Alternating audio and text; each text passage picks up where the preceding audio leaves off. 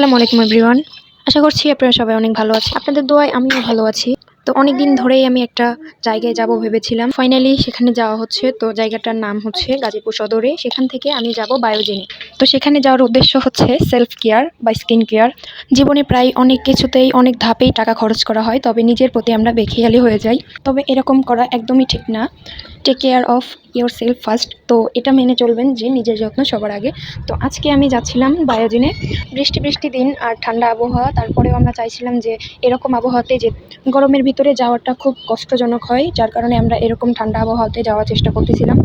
অবশেষে চলে আসলাম গাজীপুর সদর আবেদ প্লাজা ওয়ান লিস্ট ফ্লোর। তো আপনারা যারা আসতে চাচ্ছেন আসতে পারেন। তো এখানে আমি আসার পরে ঘুরে ঘুরে দেখতেছিলাম কোনটা ছেড়ে কোনটা নেব। আর আমি মূলত আসছি রেগুলার হাইড্রা ফেসিয়ালের জন্য আর কিছু প্রোডাক্ট কেনার জন্য।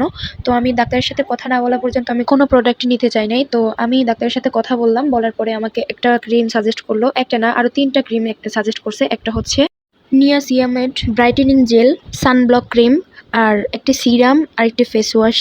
তারপরে আমি নিয়ে চলে আসতেছিলাম। তো আসার পথে আমাদের অনেক ক্ষুধা লেগে গেছিলো সবারই। আমি একা যাইনি, আমার সাথে আমার 2-3 জন আমার ফ্রেন্ড আর আমার ভাবি গিয়েছিল। তো তাদের অনেক ক্ষুধা লাগতেছিল। তো আমি বললাম তাহলে কোনো একটা রেস্টুরেন্টে বসে খাওয়া দাওয়া করা হোক, কিন্তু সেই জায়গাতেই কোনো রকম ভালো রেস্টুরেন্ট বা খাবার হোটেল ছিল না। তো যেটা পাইছিলাম সেটাতেই আমরা গিয়ে খাওয়া দাওয়ার জন্য বসে পড়ছিলাম। তো আমাদের খাওয়া দাওয়া শেষে তারপর আমরা আস্তে আস্তে হেঁটে যাচ্ছিলাম। হেঁটে তারপর রিক্সায় উঠলাম। ওঠার সময়ও ঝিরিঝিরি বৃষ্টি ছিল। তো তারপরেও আমরা অনেক এনজয় করতেছিলাম আর বলতেছিলাম আমার ভাবিকে যে আপনি পান খাওয়ার জন্য আপনার দাঁতগুলো অনেক খারাপ অবস্থা। আমি নিজেও খাইতেছিলাম তখন।